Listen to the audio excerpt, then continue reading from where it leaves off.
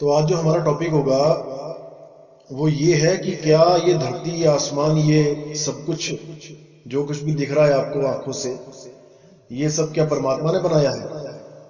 क्योंकि ये बहुत ही ज्यादा गहरा विषय है और इस विषय पे बहुत ही लंबी लंबी चर्चाएं होती हैं। बहुत से मत, बहुत से पंथ, बहुत से धर्म इस बात की पुष्टि करने में लगे रहते हैं कि ये धर्म, ये परमात्मा ने संसार बनाया है। हमारे धर्मों की किताबों में लिखा है कि परमात्मा ने ही सारी सृष्टि बनाई है। सबके सब साबित करने में लगे रहते हैं। लेकिन हर धर्म में यह भी लिखा है कि ये संसार मायावी है, माया के द्वारा बनाया जाता है। इस संसार को त्यागो, इस संसार के चक्कर में ना पड़ो, ये संसार तुम्हें जन्म मरण में लेके आता है। इस संसार की इच्छाएं, इस संसार के सारे लोभ तुम्हारे पतन का कारण है। ऐसे भी बहुत सी चीजें बताई जाती हैं। तो समझ में ये नहीं आता है, कई बार बहुत से लोगों को सवाल होता है कि ये दुनिया बनाई क्यों है भाई? जब इस दुनिया को झूठ भी बताया गया है, इस दुनिया को माया भी बताया गया है और इस दुनिया को ही त्यागने की बातें भी की गई हैं कि तुम्हें मुक्ति चाहिए तो इस दुनिया के मोह को छोड़ दो। अरे भाई, हमारे पास दुनिया, हमारा कोई प्रलोभन नहीं है दुनिया में। प्रलोभन तो हमें दिया गया है। अगर ये दुनिया ना होती तो हमें क्या लोभ होता दुनिया का? हमारी कैसे इच्छाएं इस दुनिया में अटकती? ये दुनिया जब नहीं थी तब भी तो हम कहीं रहते थे, और जब ये दुनिया नहीं रहेगी तब भी हम कहीं ना कहीं तो होंगे, क्योंकि हम तो अमर बीज हैं। हमारा नाश नहीं होता। आज बहुत से लोग अलग अलग यूट्यूब चैनल के माध्यम से बताते हैं कि ये दुनिया परमात्मा ने बनाई है, ये दुनिया से पहले हम नहीं थे, ये दुनिया बनी है तभी हमारा जन्म हुआ है, मां के पेट से हमारा जन्म हुआ है। ये अधूरा ज्ञान है भाई। गीता में भी साफ बोला गया, हे अर्जुन, ऐसा कोई वक्त नहीं था जब मैं, तू या ये राजा नहीं थे। जो राजा महाराजा खड़े हैं, तेरे चाचा, तेरे भतीजे, तेरे मामा, तेरे दादा, तुम्हारे गुरु, ऐसा कोई वक्त ही नहीं था जब ये नहीं थे, और ऐसा कोई वक्त नहीं होगा जब ये नहीं होंगे। इसलिए हे अर्जुन, इनकी चिंता मत कर। ये मत सोच कि तू इन्हें मार देगा, ये खत्म हो जाएंगे। ये कभी खत्म नहीं हो सकते। ये अमर बीज हैं। जीवात्मा अजर अमर अविनाशी है। ये मरती जन्मती नहीं है। और जो आत्मा को ये सोचता है कि एक दिन मर जाएगी और या उसको कोई मार देगा या वो किसी को मार देगी, तो वो दोनों ही अज्ञान में जी रहे हैं। इस आत्मा को ना तो कोई शस्त्र काटने का सक्षम रखता है, ना कोई अग्नि जलाने की, ना ही हवा सुखा सकती है, ना ही पानी भिगो सकता है। इसको कोई कुछ नहीं कर सकता। अर्जुन, मोह को छोड़ और धर्म के साथ लग।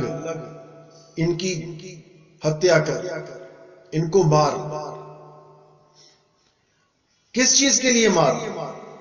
इसी दुनिया के लिए तो। भाई, झगड़े का मुद्दा क्या था? मुझे 5 गांव दे दो या मुझे हस्तिनापुर दे दो। झगड़ा तो वही रहा ना, इस दुनिया का। अभी हमें कोई कहे कि तुम 5 गांव ले लो, मत लो और युद्ध करो, तुम हस्तिनापुर के चक्कर में 5 गांव मत लो, युद्ध करो, तो भाई जो विवेकी हंस होगा वो, उसको तो 1 गांव भी नहीं चाहिए। वो तो अपना घर बार भी छोड़ के जाने के लिए तैयार है। बड़े बड़े राजा महाराजा जो अपना महल था वो भी छोड़ के चले गए इस दुनिया को असत्य मान के। लेकिन यहां पे धर्म की बात आ जाती है, धर्म अधर्म की, क्योंकि वहां पर बात 5 गांव या हस्तिनापुर की नहीं थी। 5 गांव और हस्तिनापुर तो पहले भी छोड़ के वो कितने साल अज्ञातवास में रहे, जंगलों में रहे।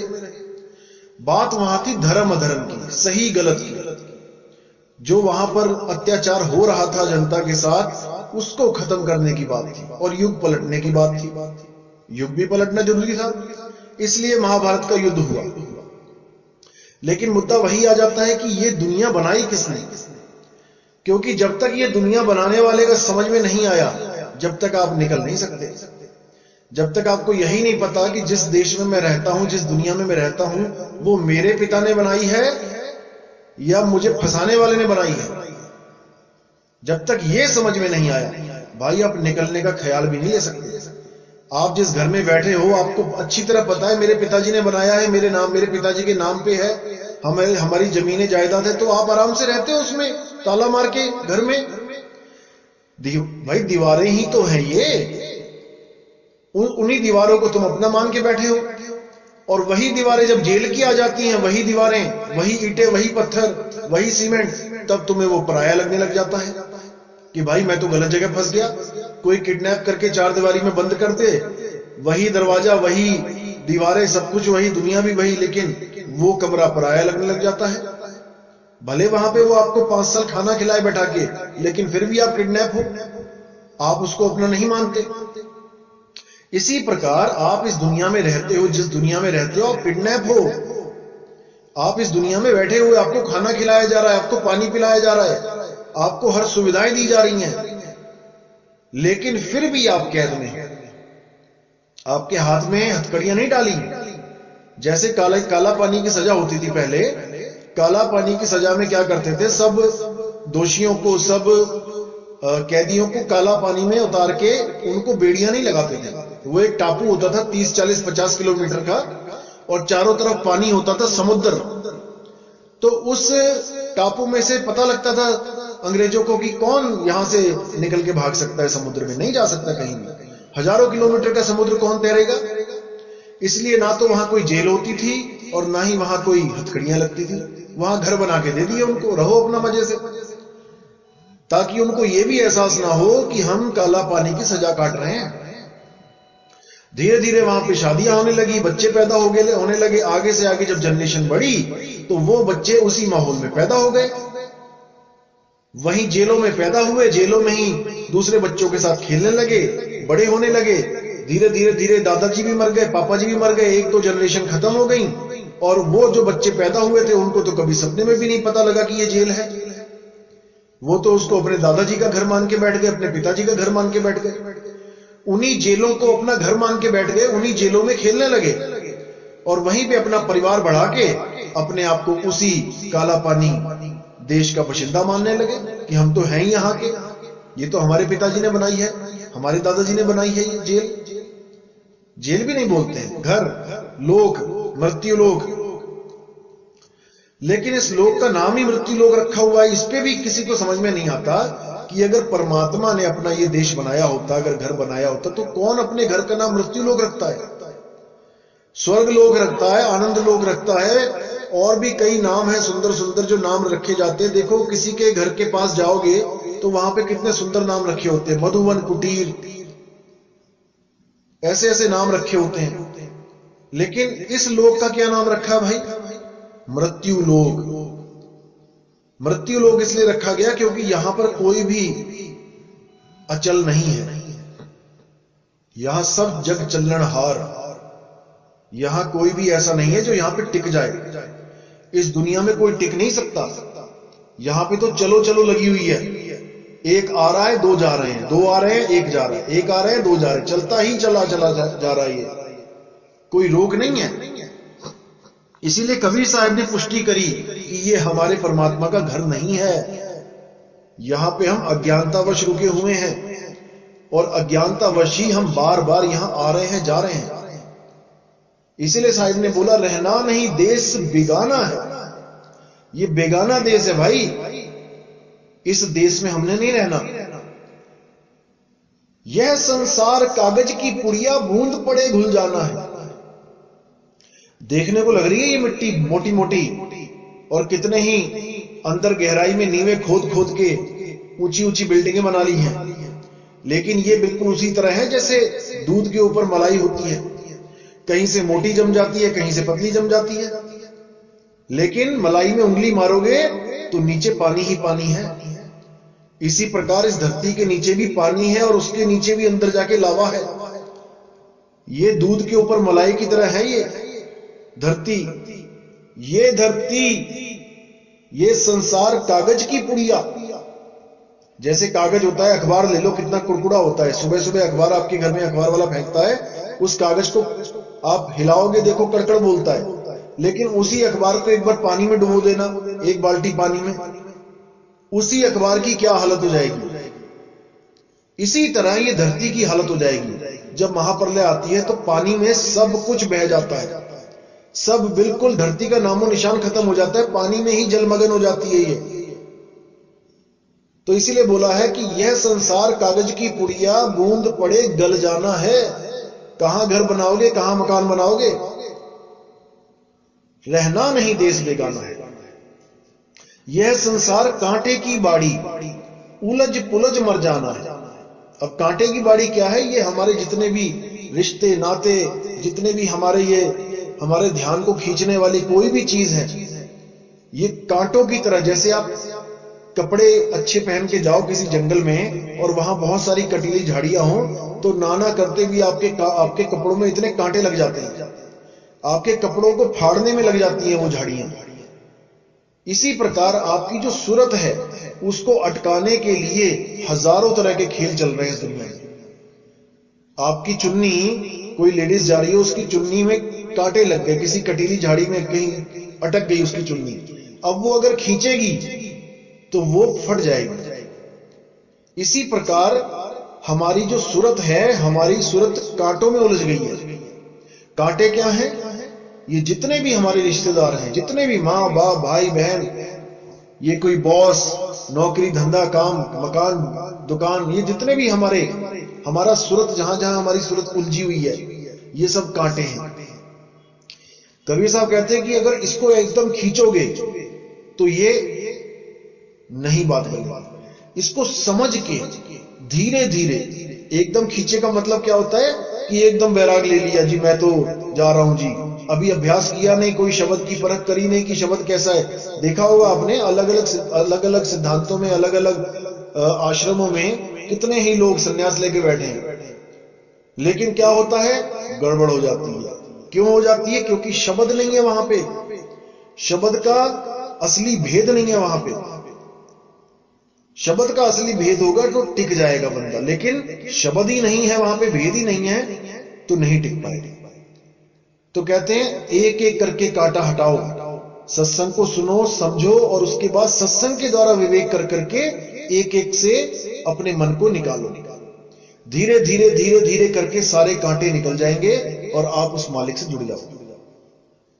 यह संसार कांट की बाड़ी और उलझ पुलझ मर जाना है, रहना नहीं देश बेगाना है।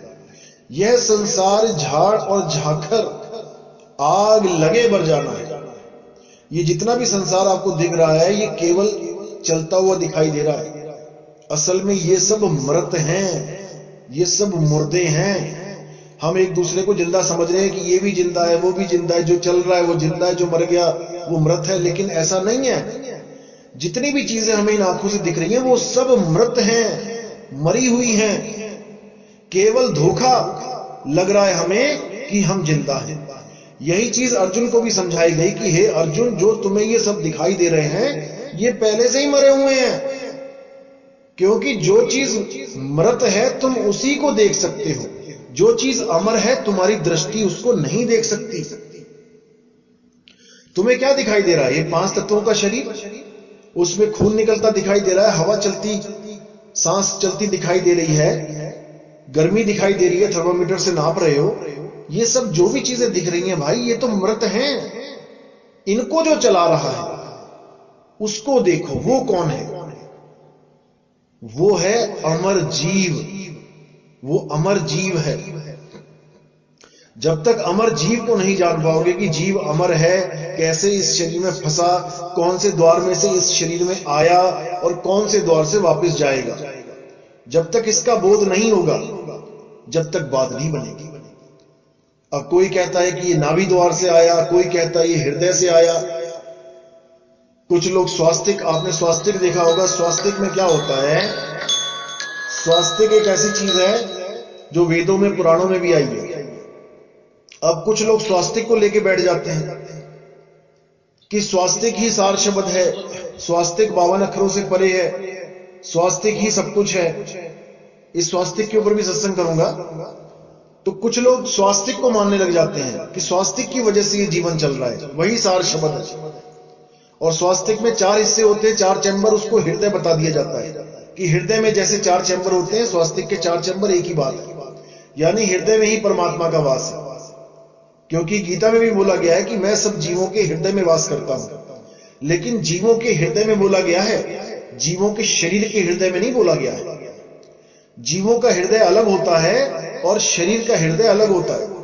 शरीर का हृदय होता है नाशवान और जीवों का हृदय होता है वो अविनाशी, वो आत्मा, शुद्ध चैतन्य स्वरूप आत्मा, जिसमें परमात्मा का वास बताया जाता है। तो इसलिए साहिब ने फिर बोला कि यह संसार झाड़ और झाकड़ आग लगे बर जाना है, कहे कबीर सुनो भाई साधु सतगुरु नाम ठिकाना है।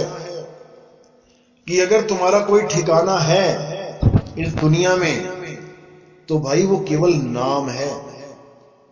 अगर वो नाम तुम्हें मिल जाए फिर तुम्हारी सूरत को एक ठिकाना मिल जाएगा। अभी सूरत कहां रहती है? अभी इस शरीर में रहती है, देह में रहती है, और हर अवस्था में अलग अलग स्थानों पे रहती है। जैसे जागृत में आंखों में रहती है, स्वप्न में कंठ में रहती है, सुषुप्ति में हृदय में रहती है, ऐसे ही अलग अलग अवस्थाओं में अलग अलग स्थानों पे रहती है। इसके बारे में भी मैं पूरा सत्संग करूंगा, हर चीज समझ में आएगी। लेकिन जब शरीर त्याग देती है तब कहां रहती है? मुद्दा यह है, शरीर त्यागेगी और ठिकाना नहीं मिलेगा तो वापस किसी ना किसी शरीर में प्रवेश करेगी। जैसे आपका 5 करोड़ का मकान है, 10 करोड़ का मकान है, 20 करोड़ का मकान है, एकदम ढह गया, भूकंप आया, ढह गया। अगर बैंक में पैसे हैं तो दोबारा बना लोगे, अगर पैसे नहीं है तो क्या करोगे?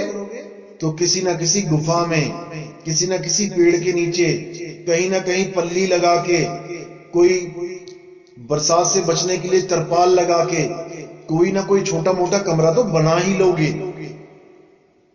क्योंकि हमें बिना शरीरों के रहना नहीं आ रहा है। हम कहीं ना कहीं शरीर ढूंढेंगे और शरीर ढूंढेंगे तो हम देह में आ जाएंगे। इसीलिए साहिब कह रहे हैं कि शरीर त्यागने से पहले अपने रहने का इंतजाम कर लो।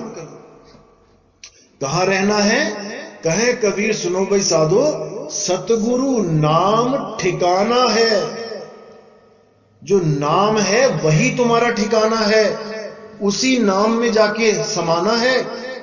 और वो नाम कभी नाश नहीं होता, उस नाम का कभी नाश नहीं होगा, क्योंकि वो सत्य है, सत्य नाम है। उसी सत्य नाम में जब आपकी सूरत लग जाएगी, आप इस देही को ऐसे छोड़ दोगे जैसे किराए के कमरे को तब छोड़ दिया जाता है जब हम अपने घर को जाते हैं खुशी खुशी। कोई बंदा किसी दूसरे शहर में पूरा सारी उम्र काम किया उसने, अब जब वो रिटायर हो गया, सरकार ने पैसे दे दिए, तब वो क्या कर रहा है? उस शहर को, उस घर को, उस किराए के मकान को, सरकारी क्वार्टर को खुशी खुशी छोड़ रहा है और अपने घर को जा रहा है। इसीलिए बोला गया कि संत मुए क्या रोइए, जो अपने ग्रह को जाए रोवो साकट बापुरा, जो हाटो हाट बिकाए। संत किसको बोला गया है? जो अपने घर की जानकारी रखता है, जो खुद भी जानता है मैं कहां जाऊंगा, और अपने शिष्यों को भी वो भेद बता के जाता है कि बेटा अगर तुमने भी वापस आना हो घर को, तुम ये काम कर लेना, ये चीज अच्छी तरह समझ लो, अगर तुमने भी वापस जाना है तो कहते संत मुए क्या रोइए, जो अपने ग्रह को जाए, जो अपने मालिक के पास जा रहा है, जो अपने असली घर को जा रहा है, उसके मरने पे क्या रोते हो भाई? वो तो खुशी खुशी जा रहा है। रोवो साकट बापुरा, उस आदमी के रोने पे शोक मनाओ जिसने ना तो कभी परमात्मा की चर्चा करी, ना ही उसने कभी किसी गुरु से ज्ञान प्राप्त किया। जैसे तैराक बच्चे हैं, 100 तैराक बच्चे हैं और एक बच्चा जिसने तैराकी नहीं सीखी, उन 101 बच्चों को जब पानी में फेंक दिया गया तो रोना किसके लिए है? उसके लिए है जो तैरना नहीं जानता। गिरे सभी पानी में हैं, लेकिन उन 100 बच्चों के लिए कोई नहीं रो रहा है, क्योंकि उनको तैरना आ गया। केवल वो एक बच्चा जो है उसके लिए सारी जनता रो रही है कि भाई इसको तैरना नहीं आता था, इसने कभी गुरु धारण नहीं किया, अब ये भवसागर में गोते खाए। तो इसीलिए साहिब ने बोला कि जिस मरने से जग डरे और मेरे मन आनंद, मरने पर ही पाइए पूर्ण परमानंद। आज जो लोग कहते हैं कि शरीर के अंदर ध्यान लगाओ, त्रिकुटी में ध्यान लगाओ, ये त्रिकुटी जो होती है ये योगियों का 10वां द्वार होता है। कुछ लोग गलत फहमी में डाल रहे लोगों की योगियों का 10वां द्वार वो है, कोई और है। नहीं, जितने भी योग पंथ चल रहे हैं A to Z सब इसी को 10वां द्वार बोलते हैं। किसी भी बड़े बड़े संत महात्मा की किताबें देख लेना, वो 10वां द्वार इसी को ही बोला गया। कोई एक बिरला ही होता है, गुप्त होता है, जो इसको 10वां द्वार ना बोले। योगियों का, सिद्धों का 10वां द्वार यही है। यहां तक कि सिद्धों का जो इष्ट है भोले शंकर, वो भी सांकेतिक ज्ञान तीसरा नेत्र यहीं पे खोला गया है, यहीं पे बताया गया है सारा कुछ। बड़े बड़े संत महात्मा यही बता रहे हैं, यही 10वां द्वार है लोगों का। इसी को तीसरा तिल बोल दिया जाता है, इसी को शिवनेत्र बोल देते हैं। तो कहते हैं जिस मरने से जग डरे मेरे मन आनंद और मरने पर ही पाइए पूर्ण परमानंद। क्योंकि मरने पर ही आपको वो आनंद प्राप्त होगा कि शुक्र है अब मैंने वापस नहीं आना। क्योंकि आनंद तो आपको परमात्मा देता ही रहेगा।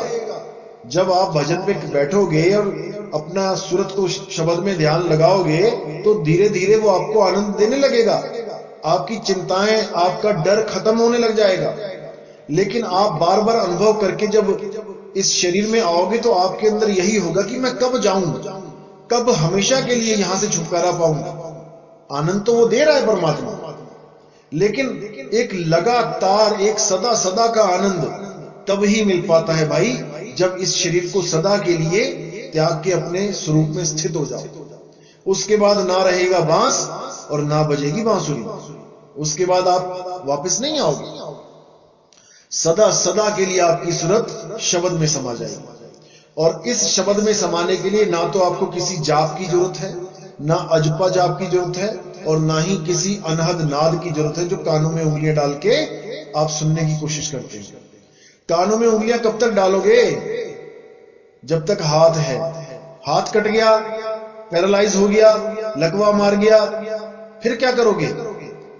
फिर क्या घर वालों को बोलोगे भाई मेरे कानों में उंगलियां डाल देना, मैंने परमात्मा से मिलना है? ऐसा बिल्कुल नहीं।